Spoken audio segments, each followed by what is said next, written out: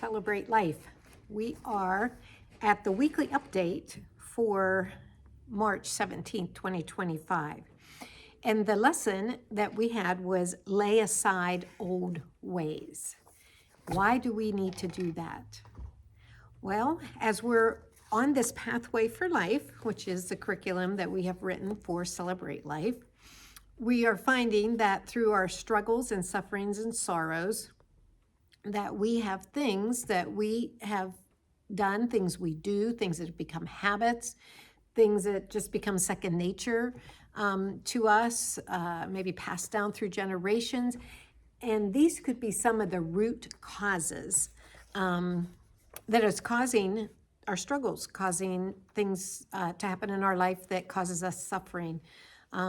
So we are identifying things that are in our control, possibly, that we could make a difference, make a change, and that would change the quality of our life. That would change things around for us. Now, we've spent many weeks over the last month or so talking about what we call moral inventories and taking stock of our life and looking for where we have hurt others, possibly, that could be causing us problems. And we call it taking inventory, and we make steps towards making amends. We even identify where others have hurt us, and we need to work through some of those issues. And we're only ever doing what we can on our part. We can't get into the codependency realm of that we're trying to fix everyone else or make everything be okay for everyone. We're just working on our part, owning it, being responsible for it. And what I found is that when we take this time to do these inventories, if we really kind of assess them, do a little study of them, there could be patterns emerge that would be, showing us where maybe we are misstepping or where we have fallen into, again, bad habits. So that lays the groundwork for lay aside old ways. We want to identify ways that we can get rid of old things that are causing us problems, but then you want to replace them with good and new things that are going to fill you up, that is going to bring positive things, positive changes and effects into your life, that is going to really help on this pathway for life. And we know that we are all about Jesus here, and that he is the one that ultimately has made the path that we are following, and we want to follow him. Now, I talked through John 15, 1 through 11. Don't have time to read that all to you today, so that is your homework. Please read John 15, 1 through 11, and ask the Lord, the Holy Spirit, to speak to you about that. We see Galatians, it says 5, 19 through 26, when you follow the desires of your sinful nature, the results are very clear. Sexual immorality, impurity, lustful pleasures, idolatry, sorcery, hostility, quarreling, impurity, lustful pleasures, I got lost. Outbursts of anger, selfish ambition, dissension, division, envy, drunkenness, wild parties, other sins like these. Oh my goodness, long list. I have struggled with many of those things on that list, and it has caused me nothing but harm and hardship and hurtfulness. And so I have had to go to the Lord and ask for forgiveness of my sins, ask for a new way of doing things, and be willing to renounce those old ways and lay those old ways down.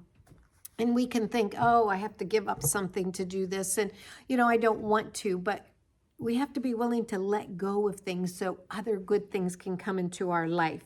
So take a serious look at that, because when we do ask Jesus into our life and we receive the Holy Spirit, which is the Spirit of God, that is all the Holy Spirit is, it produces in us the kind of fruit, the good things in our lives that we really want. Now listen to this list: love, joy, peace, patience, kindness, goodness, faithfulness, gentleness, and self-control.